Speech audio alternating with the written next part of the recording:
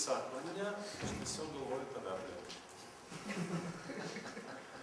Tai sveiki atvykę į konkurencijos amžių. Į tą konkurencijos amžių, kur kiekvienas mes, o ypatingai tie, kurie dirbame apskritai, ne įmonėje, o kaip kad vieniši vilkai, kaip kad konsultantai, kaip aš viską moku, aš viską sugebu, kiekvienas už save. Tai įmonė yra socialinis plėtros instrumentas, o ne kažkoks tai nepriklausantis visuomenė organizmas. Kaip minėjau, technologijos jos nulėmė visą socialinį ir visą ekonominį vystymąsi, per kurį vystosi visuomenė. Jeigu užmest akį, kaip tas vyko čia istorinėje eigoje, gal jūs tą žinot, akivaizdu, kad reiškia industrinė era, tai yra maždaug 200 metų tam atgal, 100 metų, informacinė era čia kažkur tai nuo 50 metų ir dabar prasideda naujos technologinės eros, tai ką mes ir matom, tarp jų informacinė daug mažiau yra, reiškia, nusistovėjus, dabar bionanotechnologijos ir, reiškia, kitos technologijos ateina, kurios kuria naujus produktus, kurios greitina patį procesą produktyvumo didinimą, bet iš kitos pusės tos naujos technologijos kūrė visiškai kitą aplinką socialiniam bendravimui, kas yra šiandienos turbūt vienas iš tokių svarbesnių akcentų. Tai tos eros, kurios formavosi, kaip matot, paskutinių kažkur tai 50 metų bėgį, 80 metų, faktiškai susiformavo beveik 3 naujos ekonomikos.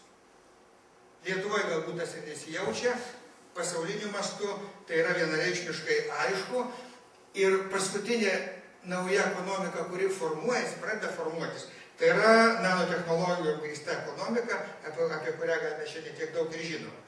Esat matę paveikslą Leonardo da Vinčiaus, kur yra žmogus, kuris stovi šitaip, visi, ne? Ir yra mankšta arba pratimas, kuris harmonizuoja žmogų ir šiluma ateina, tai jis atrodo šitaip. Aš jums parodysiu, jūs tada mes visi atsistosim ir kartu padarysim, ne? Matėte, kad žmogus stovi va šitaip. Šiandien mankštos ir aš nedariau, ne? Ir pirmoji pozicija yra kaip paveikslė, ne? Truputėlį kojos praskiestos, tai pirmoji pozicija. Antroji pozicija pasikelia rankos tokio lygio, trečioji prisikliudžia kojos ir ketvirtoji nusileidžia. Ir grįžtam į pradinę padėtį ir štai reikia padaryti 7 ratus.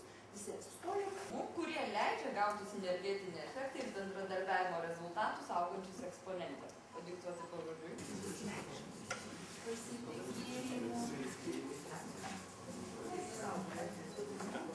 Kurie leidžia gauti.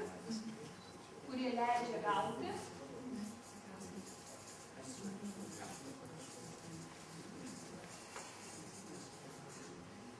Sinergetinį efektą.